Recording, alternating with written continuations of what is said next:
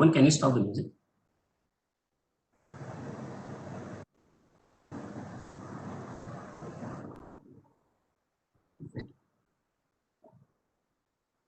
Thanks.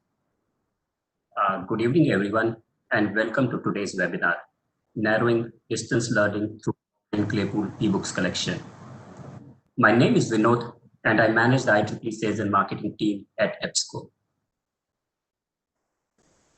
The purpose of today's webinar is to enable all of you to advance learning through ebooks in this pandemic situation.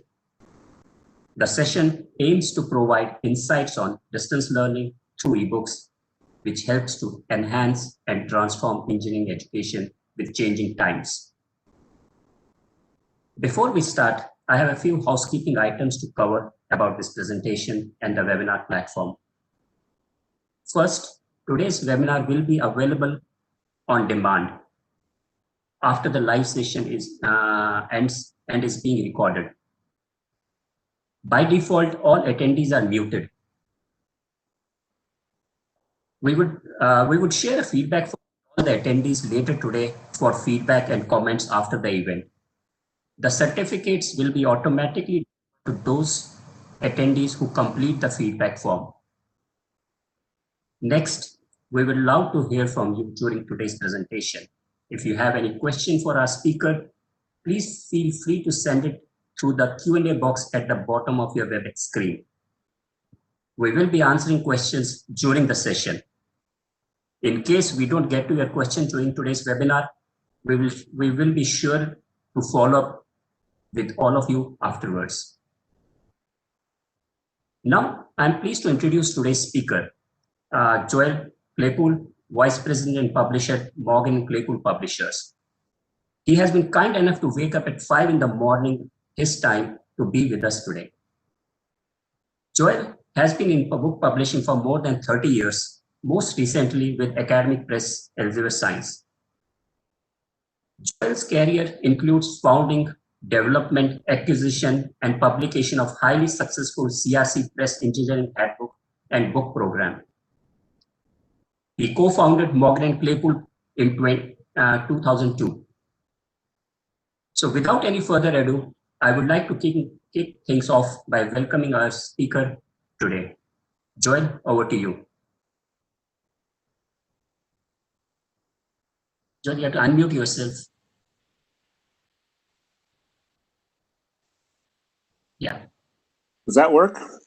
Yes, it is. Yeah, oh, okay.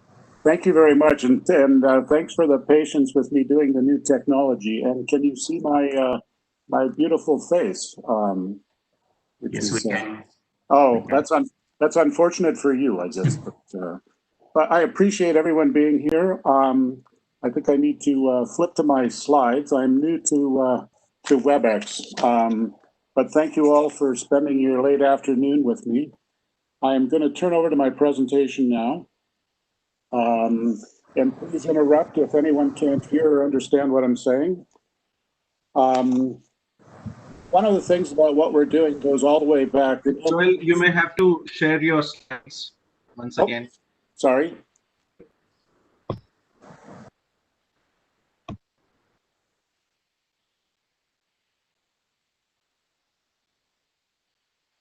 And is that what we need?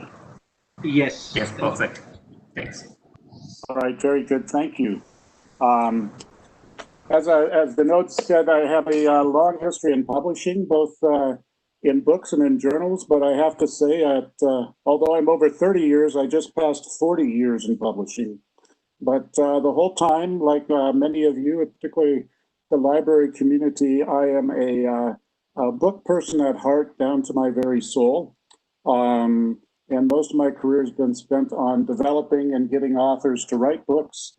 And I've been very pleased to spend most of my career working in the areas of engineering science and computer science. So not only have I dealt with authors on books, but also changes in technologies. I just wanted to, it's a little unusual because the way we created our company actually follows very much what I feel was an unanticipated future of the need and the usage of books quite a few years ago as far as being online, but the rapid advance of COVID, the shelter in place and the learning from home has created a very much a convergence of not only the technologies we've all been looking at for a few years, but now the rapid need for combining learning and teaching and information technologies with big needs on all sides. It's not only the students, perhaps the biggest challenge is for the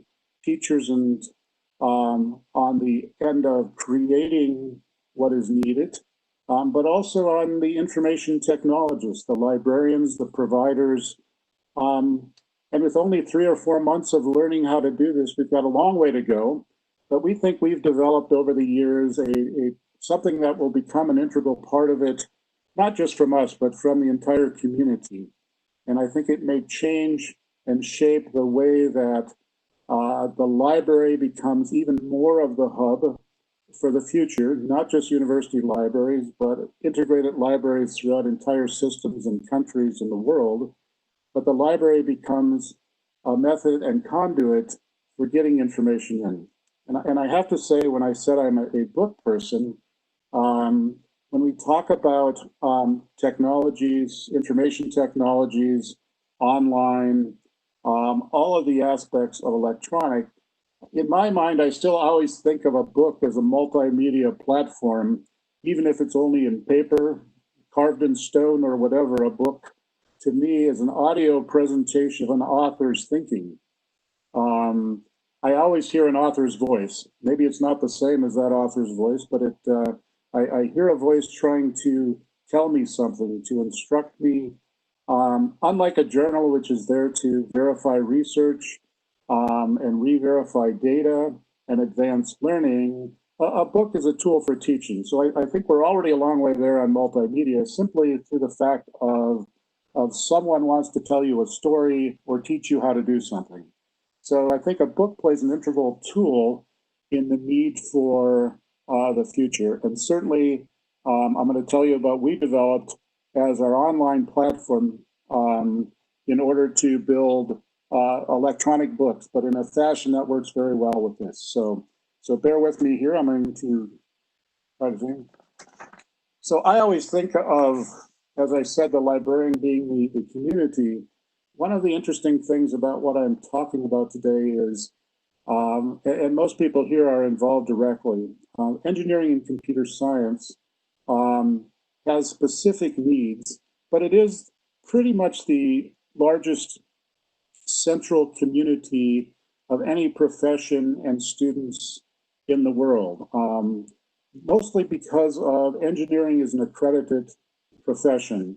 Computer science is getting that way too. So an electrical engineer in Delhi has fairly much the same education that an electrical engineer in Berlin or New York or Los Angeles, Mexico City. They have the same standards that have been set worldwide for what they need to learn. Unfortunately, in all countries, 4 years or 5 years or 3 years, whatever the engineering program is not enough to learn everything you need to know that industry wants. So unlike most professions, or even more so, maybe second only to medicine, engineering and now computer science need skills that need lifelong learning. I've never differentiated. I think a textbook for a first-year engineering student may be the ideal book that a person who's been an engineer for 30 years needs. They need it, and they need the information to show them how to get to the next step. It's not an engineer or computer scientist's job to read books and study. It's to do design. It's to make things. So if they can have a tool, which may be a person, a book, a video, to get them to the next step in design, efficiency and level doesn't matter. One person's very low-level book might be something that a PhD in nuclear physics needs to understand something else. So books take on a very personal personality to me, and we work in that in how we sign them and write them. I think what we should learn, in this this COVID age, is what will be the future of not only university librarians and information centers, putting aside all government and budgets and all of that for now, how is it going to be provided? I've always been one to think that the university librarians know more about providing information, and I think it'll be the same for providing teaching.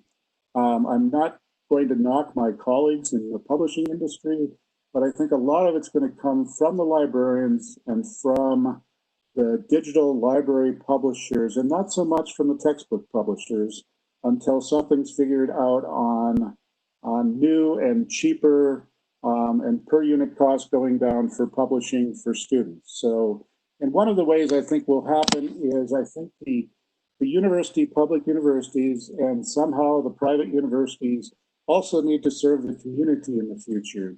And that may involve cash flow coming back to the universities and government through the massive numbers of professionals out there conduiting through universities to get information. Anyway, there's always too many subjects and not enough time for courses.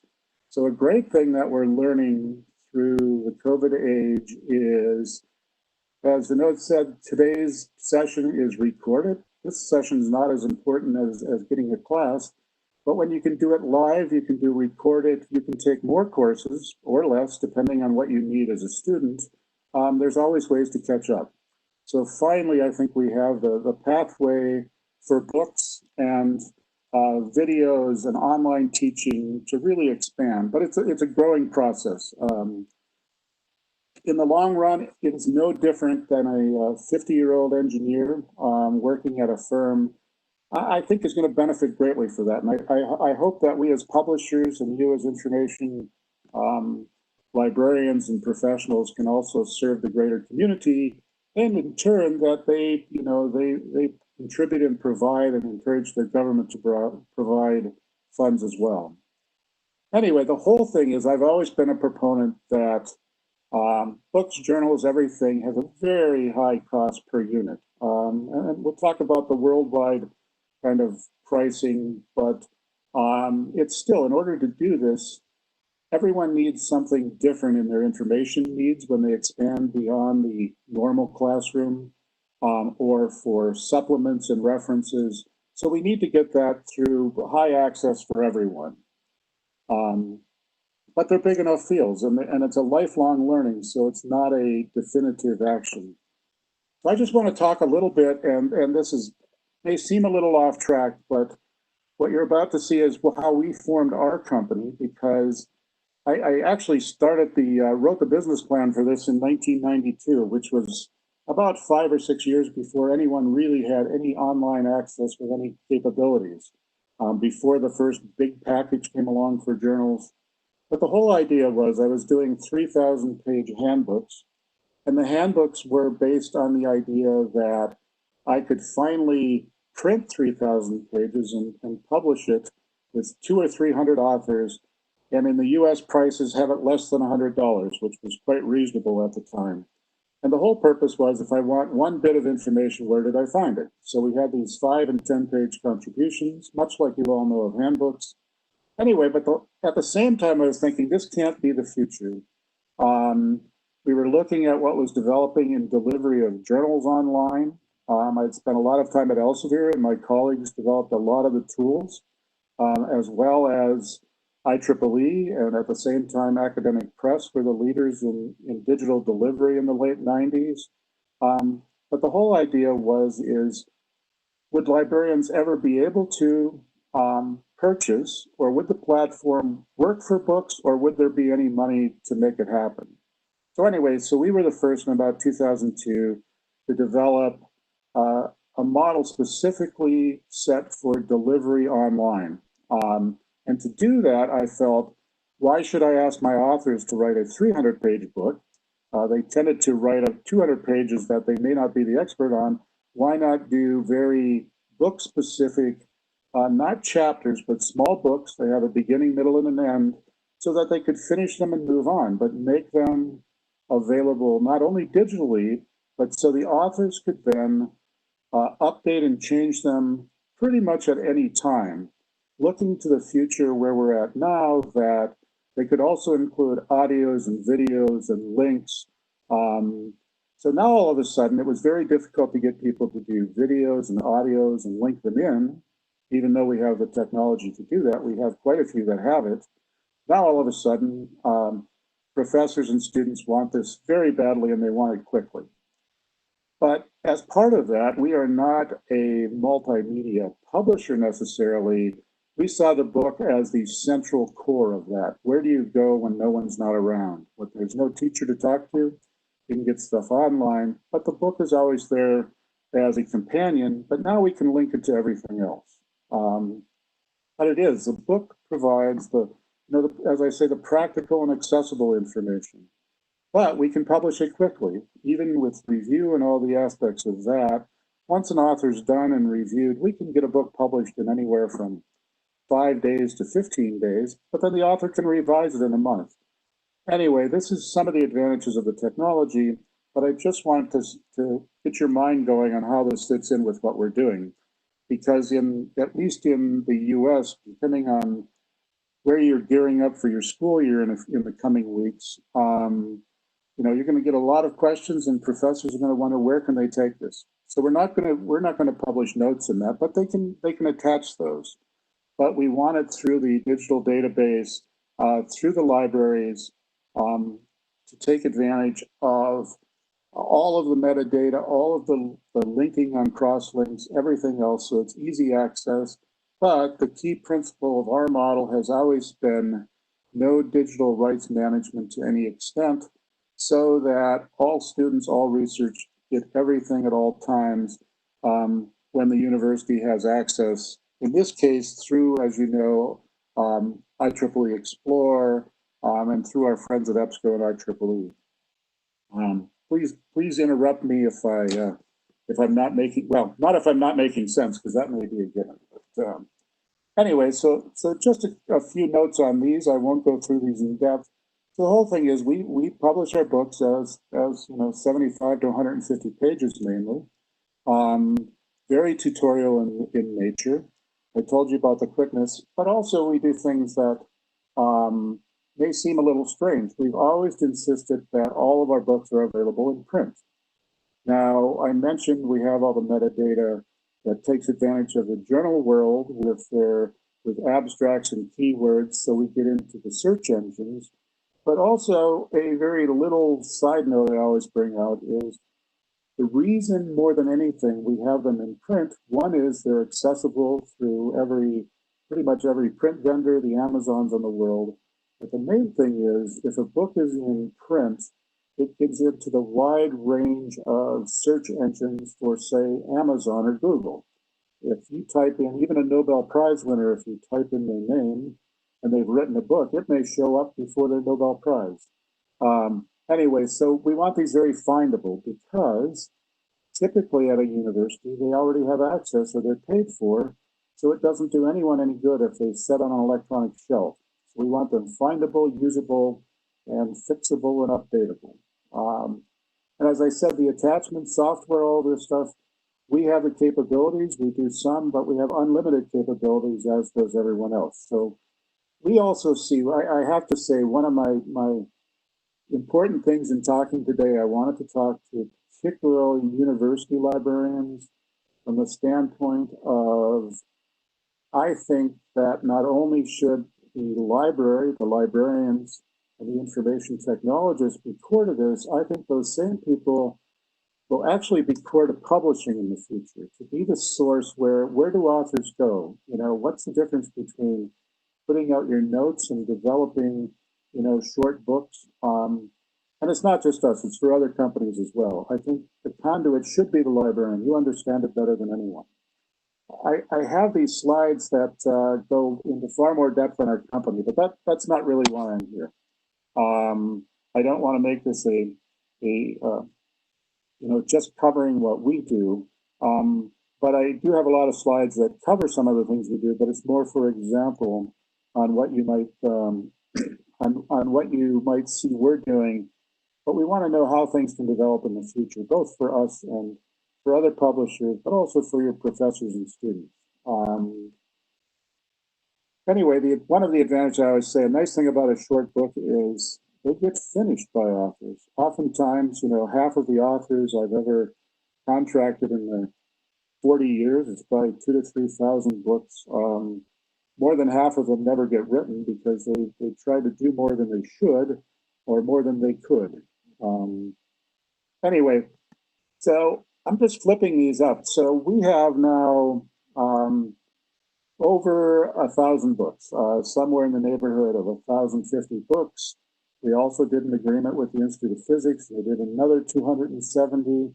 Now, of those, going through, the reason I've picked out these two slides of covers, and I hope you can see some of the titles of all of those, we were very careful at first to try to look like we were doing textbooks. Even though I said I think a textbook is just a book that is probably more helpful than a book without all the pedagogy. Over time, we do a tremendous amount of numbers of books that work as supplemental books or main books for courses or segments of courses.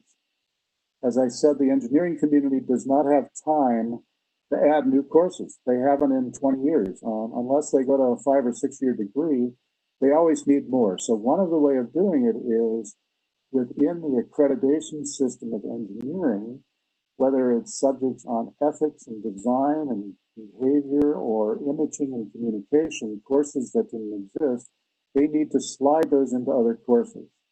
So what we've developed is this quite a massive amount of books that can be used for many different things. You see up in the left corner, we have an ethics and communication and science. It's basically a writing guide. But if you look through, you see everything in here applies to a course, either something coverage for a couple days, a couple weeks, or maybe even just read it at home. So we're already partway there for professors to say, your library has this database, go look at this book, where this person sitting over here and another person sitting over here, they have different needs. So they may need to get up to speed on something. Anyway, these are ideal, and these are basically all small textbooks that wouldn't match up directly necessarily with the course. You see, intermixed in here, we have a lot of books on microcontrollers, microprocessors. Well, throughout electrical engineering and electronic technology and computer technology, many people use different chips, different controllers, whether it's for robotics or senior design. Anyway, we have a lot of those that need a book for that. And why should libraries have to provide print copies of that for a massive number of students? But at the same time, why should students have to find the ways and resources to purchase them? So these have been a great help. We've had a lot of great help from the industry, from Texas Instruments, from the people who do Atmel and all of the ones doing the chips. Anyway, we do this throughout our courses. You can see a lot of the basic mathematics that people need. And the one thing we found is I have as many professionals and researchers and professors using these as I do from students. And again, it might be a very high level professor who wants a freshman level book or a first year book. And it's the same throughout. And the fun thing is, the great thing about being a publisher is, well, let's say a great thing about being one of the founders and owners of a company is I can pretty much do anything that I think is fun too. So we have a lot of good things, but we've also expanded into areas in sustainability, green engineering, and others. We've primarily been electrical engineering and now mechanical and computer science. I've spent extra time on these because I wanted to give you a flavor of what we're doing, but you can see how, I hope you can see how it would fit in with the industry and with, the idea of narrowing distance learning can only be done if you can provide information for the person to take it and use as their own. So there's no reason people can't expand well beyond the classroom into other topics of interest to them for learning. We keep them lifelong learners.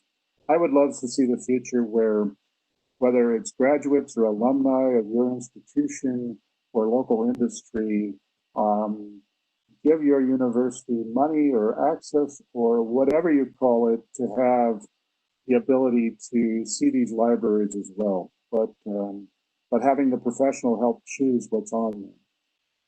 So I'm going to quickly go through these other ones. It's kind of a more fun thing. Now, this is an interesting picture I've used before, but I wanted to give thanks to our friends at IEEE. Some of you online may have met IEEE people in the past, but this happens to be the European sales manager, the global sales manager, and the first person who somewhat created the idea of library-publisher interaction. That was an IEEE meeting in Dubai a few years ago. But the whole idea is we've enjoyed our relationship with IEEE, but we have to decide: are we going to participate or be leaders in this information needs? And I think from the two central parts will be the central person is going to be the librarian information professional, and secondary, you need to push people like me and other publishers, the big publishers who will remain nameless, and the textbook publishers have to get with a system where people can get more information for less money. And I think it'll happen. I think the way it'll happen, when I mentioned there's 6+ million engineers, but only 1+ million in courses, if everyone gets involved, there's more than enough money to push the prices down on individual information bits, which we'll need for distance learning in the future. Anyway, I'm not going to go through this. This explains, I wanted it on the slides if you wanted to know more on all of this. But in essence, and I'll have an example of some of the things we're doing subject-wise after this. But anyway, when I think I may have made this slide in about 2004. Now everyone does it, but the whole idea, no one thought we could ever do almost no digital rights management.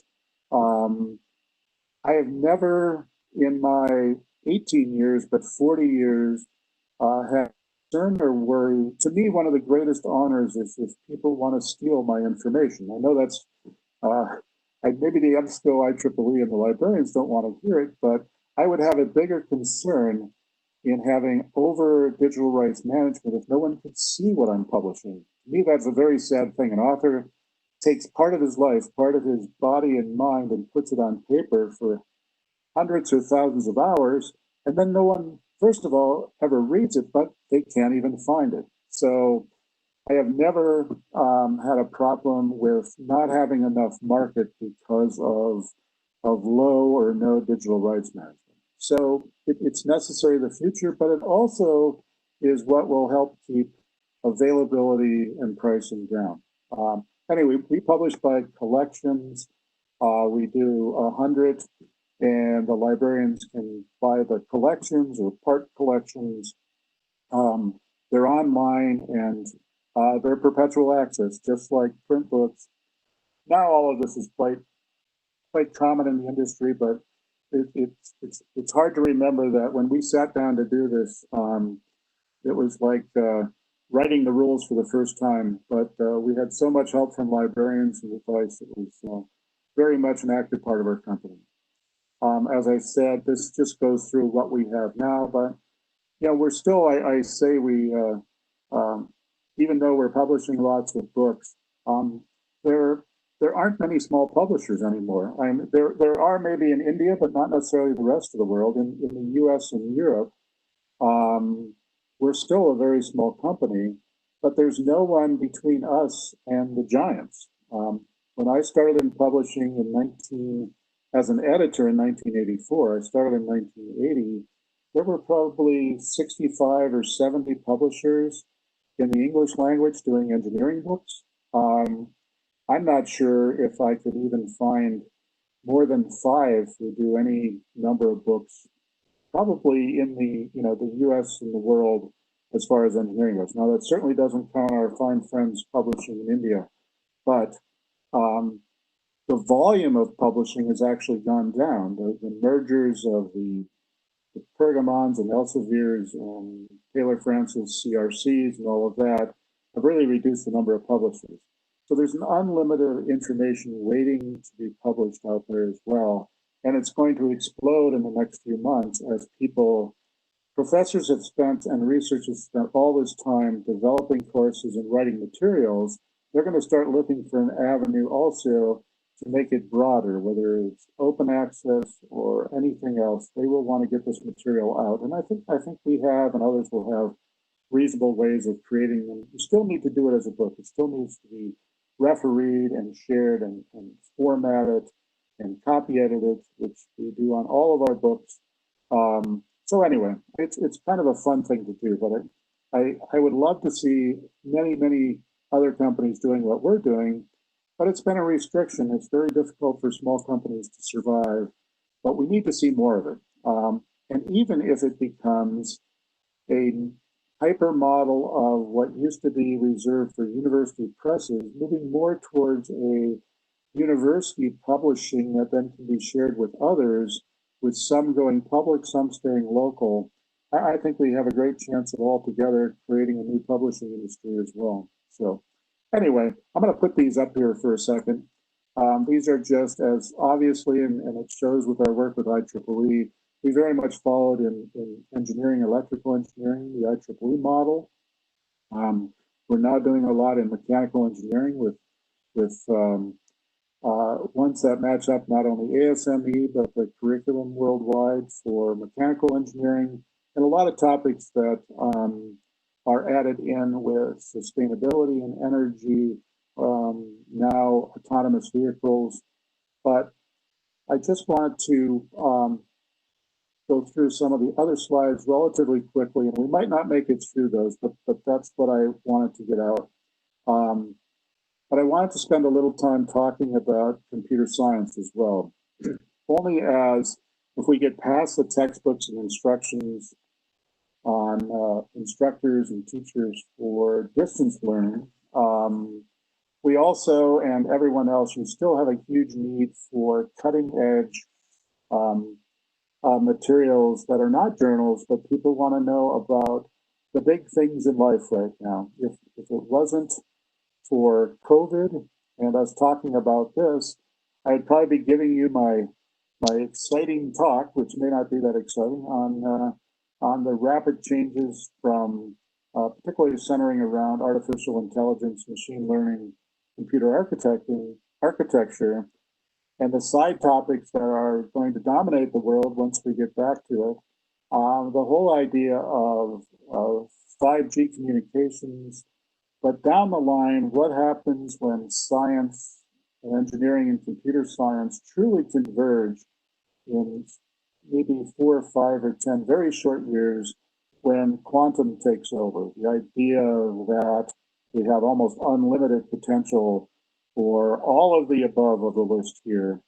Anyway, I just wanted to go through a few things on that because it is quite exciting and it's not forgotten, even though all the news is on COVID.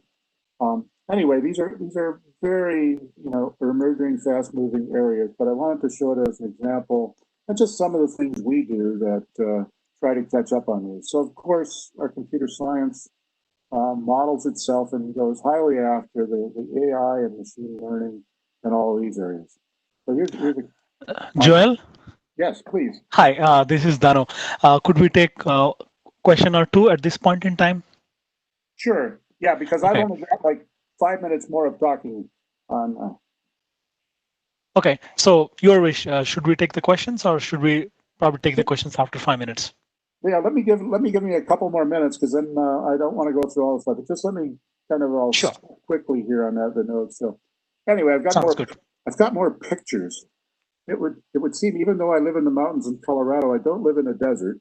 But I happen to have a camera at. I think you may have been there as well. Anyway, so what we're talking about, this is obviously not the desert. Anyway, so the whole world now is also not only on artificial machine learning, but it all revolves, as we know, around big data. And regarding COVID and all of that, well, the whole world is struggling with, how do we capture the data? How do we follow and model the data? But the whole thing is, how do we process?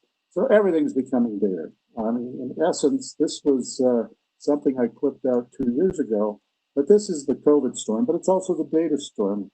If you think of every particle of sand as a bit of data, it happens to be the city of Phoenix. How are they going to deal with this? How are they going to shape and model and analyze that data? It's like a sandstorm. We can, either be consumed by it, which is a pretty nasty picture at 5 a.m. here, but or we can use those particles and dust to build something. So this is pretty much the idea that, so when we get into it, I'll go through these quickly. The whole idea is from the library's point of technology, everybody's going to still want to get back to learning about data and AI and machine learning. And certainly India is going to lead the world on the data side and the software side, but also on the hardware side. So I'll allow people to come back to these, but we have lots of titles, and then I'll turn it back to you. I'll click through these as the questions go, but anyway, so that's what we're doing. I'm sure I could probably talk all day, but I'll get back to everyone on that. So please ask any questions.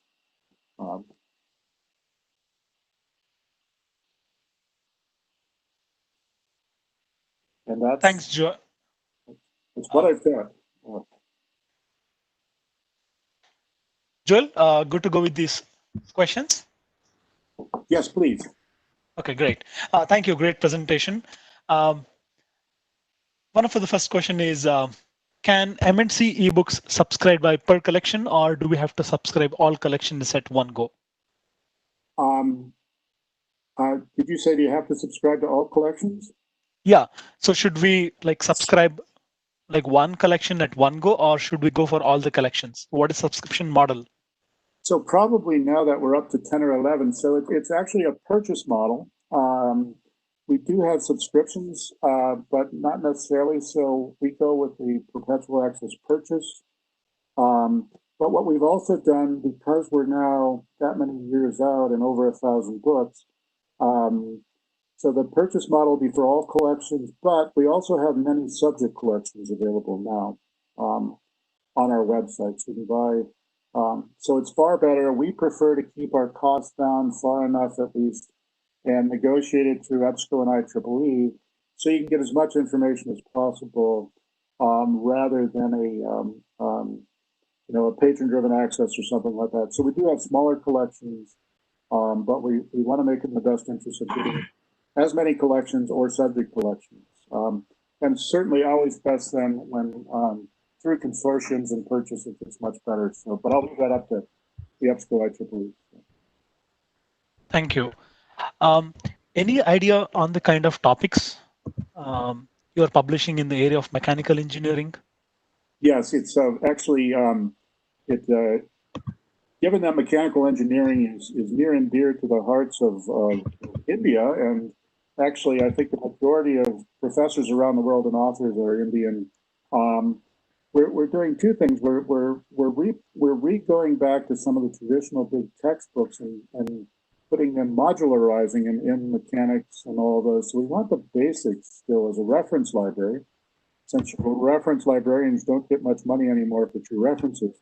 But at the same time, we're doing a lot in the mechanical side of autonomous vehicles, advanced materials, the microcontrollers that meet mechanical with the rest of the world. So we're doing a tremendous amount on the design of the mechanical design of materials, machinery, and all of that. So very much a tradition.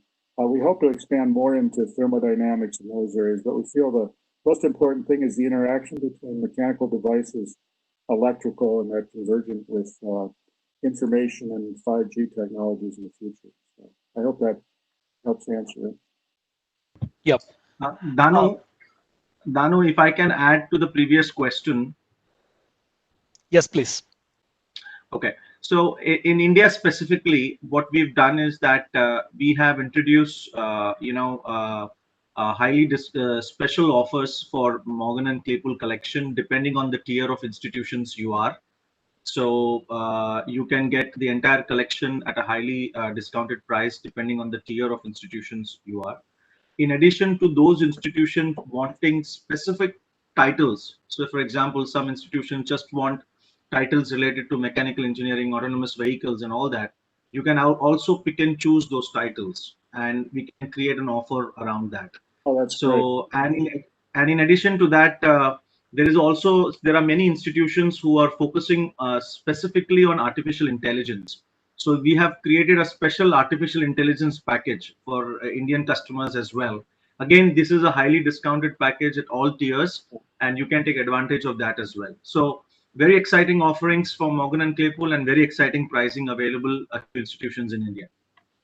Great, great. Yeah, we of course we allow India as a special market. We want wide distribution, and it's good for everyone. The rest of the world, um, has their budget constraints, so it's very good. Thank you, Colin. I'm glad you're doing that. Thank you, Colin. So, Joel, what is the level of proficiency in students required to start referring the MNC collections? So when we originally started, we didn't. It was interesting. We approached librarians thinking that if we did anything that looked too undergraduate, so when we started out, we were very much. I described it as someone starting a graduate program who needed to get up to speed in whatever area they were going into with their professor. So there were a lot of things graduate students needed. But a lot of it was out of fear that librarians would say, oh, it's not our job as a librarian to provide undergraduate textbooks or text material. Get yourself to the bookstore. That's not our business. But the opposite happened, which I thought it would. And they asked us for more and more and more. So I have things that could, I'm not going to get into as we would call it, the K through 12 market. But we have things that could be very applicable to higher level, grammar school or whatever you would call your high school's level, all the way up to very advanced graduate. But I would say the core of it is that the cusp between undergraduate and graduate, but a lot more is going to go all the way down to the beginning engineering, simply because I don't think the textbook models of students subscribing or buying different companies' set textbook is really going to last for the long term. So we hope to do a lot of supplemental and modular books all the way down for the beginning students. And as I said, a beginning student, an 18-year-old student, what they need may be the same thing a 60-year-old aero engineer needs. So I hope that helps. Yep, thank you. Joel, Danu, just a clarification to the audience. Joel, is it fair to say that the Morgan and Claypool collection in the emerging technologies do provide foundational technologies that can be well utilized by students and professionals alike? Absolutely, yeah. Yeah, in fact, a side note, there's a very strange company in the US called Humble Bundle, which appeals to gamers, and they do game sharing and software sharing. They put up all of our circuits and microprocessors, maybe 15 titles, and it sold 15,000 people signed up, paying anywhere from $1 to $10 in 2 weeks. So, as I say, those guys in the basement doing their gaming wanted some very high level topics. So I think you're right. It will appeal to everyone at different levels, but it's their choice, not mandated by a professor as well. So you can go in and find lots of things. The main key is getting people in and browsing. I mean, books are made to be browsed, but journals are made to be, to hunt with a rifle or a spear to go find exactly what you need and get out. So people need to get in and browse, and the more use, the more browsing. So it is fair to say that Morgan and Claypool provides collection for every patron, right from a person who wants to understand the foundation of new technology, and to a professional who wants to understand the high-tech part of the technology. So it caters to all types of audience, and therefore this collection becomes more relevant to the institution from that perspective. Very, very well said, Colin. Because it is actually. As I said, we started at more of the higher end, and we've had such demand, particularly from librarians. It's like we want more and more flexibility for all of our students.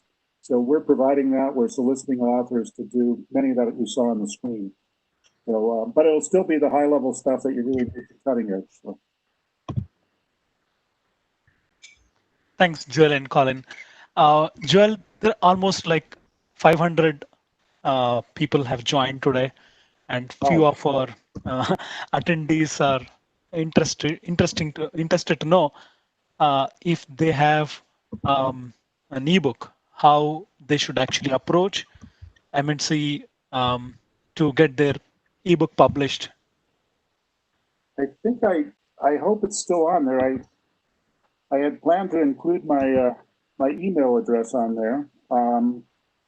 Feel free to send out my email or go online. If someone there could send it out to the attendees, feel free to contact me directly. I think I had it on a front slide that has disappeared now. So. No problem, Joel. We'll communicate your email ID to all the attendees. Feel free to email me directly on anything. I'm so thankful for my Indian authors. We would not exist if it was not for native-born Indian authors or authors in India currently. It's a dramatic share of our authors. So you're still the #1 country in the world for respecting the idea of teaching and sharing your knowledge. So. Thank you, Joel. Joel, you did explain us how MNC eBooks collection is different from the other eBooks collection, but some of our audience wanted to know, in brief, how the collection is different from the other eBooks, maybe in brief. So it's an excellent question. Well, one is since I showed you that in 2002, I had written this plan many years ago. So the whole idea of writing books specifically to be digital and short. At the time, years ago, I pitched this idea to Springer, to Taylor Francis, to Elsevier, and no one wanted to do it because, oh, we don't want to do books that are, $20 in the US. We want to do $300 books. So in order to do that, make them write a 300-page book. 10 years later, I had a friend from, we'll not mention Springer's name, but came up and said, oh, we're going to do that too. We're going to do briefs and just get over it. We're going to do it and add it on. Oh, that's fine. It's not proprietary. So the big difference is we start from the very beginning. We are not taking other stuff and busting it into, price division just so we can get it in a collection. The main thing is our authors start from the day they're signed up to think in terms of make this concise. Don't write about things you don't know just to make 300 pages so you can charge $300. So more than anything, we started this, but I think a lot of people are following us now. But the problem is they do it as an add-on to their journal subscriptions and everything else. So this is our main business, and I think that's the main thing. There's nothing mysterious about what we're doing. The only thing that prevented others from doing it was they didn't like cheaper books. And the thing is, my background is economics originally, so the more you sell, the individual cost goes down as far as not only production, but also distribution. So anyway, I don't know if that helps, but it's a very simple way that we're unique is we started and we focus only on this. Thank you, Joel. Some of our audience actually belong to medical institutions, right. And some of them are teaching biomedical engineering and related areas. So they're interested to know, do you plan to have ebooks in medical education? In biomedical, or are you meaning medical from a clinical, a human body standpoint? Anything and everything related to the medical education. So no, we started a life science group, but it really wasn't medical or clinical. And my family, my wife and my daughter are involved in medicine, but we purposely stay away mostly because, and the same for IEEE, it's a different profession. But what I've been the leader in for at least 35 years is biomedical engineering and related fields. But we're staying out of the medical. One is because we're small, and as you know, the large companies of the world that were there and not there, the Mosbys and all of that. So we really can't get into that community. So we're not going to be doing medical, and particularly more towards the clinical side. If anything, it'll be more the life science research, and maybe the adjoining ones in immunology and editing. Right now, we're focusing engineering, computer science, which if those on the line don't know, IEEE is still the the largest learned society in the world and professional societies. So it's we're dealing with plenty of audience for a small company like us. Thank you, Joel. Joel, could you throw some light on the lecture format of the MNC eBooks collection? So the lecture format is, I think I alluded to earlier, I tell authors a very simple one. Just because they're short, as I said, 75 to 150 pages, the format is still write it like a book. You do short chapters. I consider a book as having a beginning, middle, and an end. One advantage of writing a book, if you think about 20 or 30 years ago, it was hard to get authors to write, so we would get people to do chapters in a book. Well, the problem with writing a chapter for someone's book, you're at the mercy of the worst author and the slowest author. So I thought, well, there's no reason a book can't be short as long as it does not depend on a chapter before or chapter after in a bigger book. So it's the author's voice. So it just has to have an introduction, a body, and a conclusion. And in essence, it's a book beyond a paper. That makes the size. So that's really the format. We copy edit, we format all of our books and do the traditional publishing, which few people do anymore, as far as the care to produce them. But the format for authors is, and also in the, I failed to mention in distance learning, very important now, we have to address the question of, if we're going to do modular text and everyone else is, where will the solutions be? Where will the answers to questions? Professors can't spend all their time sending answers back and forth. So if we're going to do more textbook material, we have other challenges, many, but one interesting one is, what is the individual at home? Where are they going to get their solutions and corrections to see if they're working their problems right? So software companies, the MATLabs of the world will be helpful. Anyway, I hope that helps. Yes, Joel, thank you. Joel, you did mention that there are a good number of MNC ebooks authored by the Indian authors. So do we know how many Indian authors are there in the MNC collection? This is a personal thing for me. I don't have the exact combination, but I would, I did well, you may know on international news, there was a very disturbing thing a few weeks ago. I'll get a little bit political here, but the idea that the US was going to ban H-1N visas and J-1 visas, failing to look at the fact that, most of our professors come from international community who have been here for years. So most of the papers listed as US papers. Anyway, so I did a quick count, and between, and the majority, let's just say the majority were Chinese related or Indian related, was almost 90% of our authors, whether it's first generation, current generation, graduate students, were Indian, Chinese, or non-US based. So it's quite dramatic. So I would say probably at least 30 to 40% of our authors in some way are South Asia related. So. Joel, this is an interesting question coming up. Can MNC ebooks be part of the curriculum? Has it been embedded in the curriculum at any school or university? Yes, I mean they're often used. I mean we have thousands of uses a day at universities, but as far as embedded, we would like to work more with universities, perhaps down the line to even do a model that may be online only at that university, with what's appropriate and available for the rest of the world. But right now, we have huge use at universities as supplemental or main text usage, but nothing official with the university. But it's certainly, we want to do a lot more, because I think it would be we could be very helpful in this distance, learning, and that's the narrowing comes in is let us do what we do best, and it may relieve a lot of the demands on professors and librarians. Thank you, Joel. Here's the last question. Which technology areas MNC is currently focusing to publish in the coming years?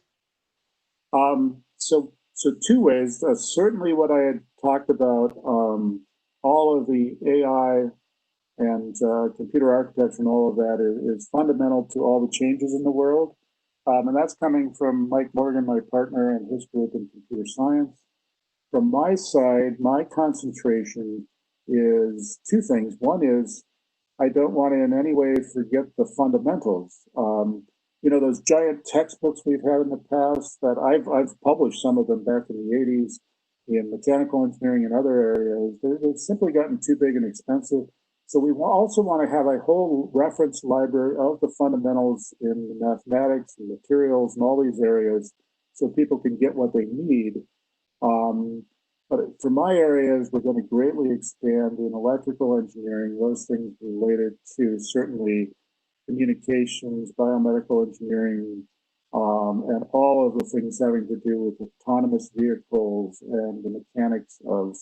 And then on the other side, one other area that's near and dear to my heart, of course, and certainly with India as well, is all of the sustainable and green areas. We need as much information as we can get. It just has to develop into more, more structured areas.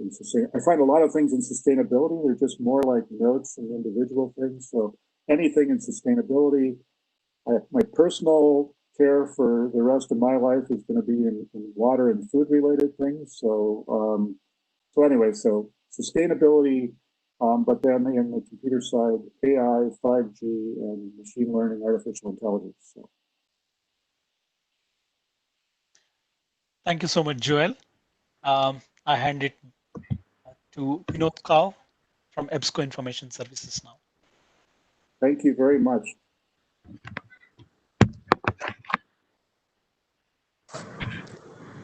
Thanks, Kanu. Thanks, Joel. Colin, can you do that? Yeah, thank you, Vinod.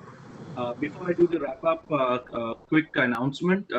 In the post-COVID-19 era, they say that communication skills will be highly treasured with many organizations, especially software companies actively considering working from home in the new normal. So engineers with good communication skills will be highly preferred by the industry. Keeping that in mind, IEEE is organizing a webinar on enhancing technical communication skills to provide an understanding on how IEEE is assisting institutions worldwide in helping students develop technical communication skills.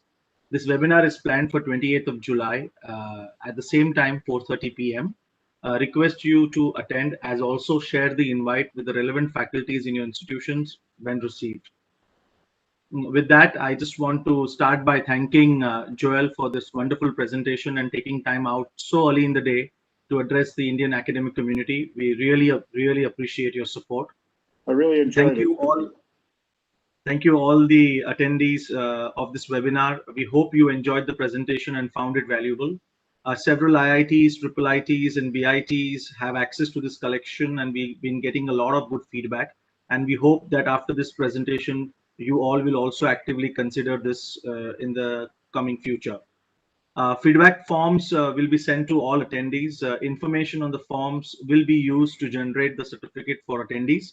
So request all to provide feedback with correct contact information to avoid misspellings and other errors in the certificate. With that, I hand it back to EBSCO.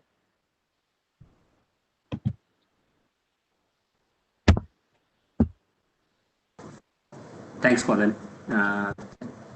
Thanks, Joel. Thanks everyone for attending today's webinar. I hope you found it fruitful and interesting. And we look forward to seeing you in the next week's webinar as announced by Colin. You will soon receive an invite for the same. Do register and do invite your fellow colleagues, students to join that interesting webinar regarding technical communication. Thank you so much. With that, we'll close today's webinar. Thank you very much. Thanks, Joel. Thank you, Joel.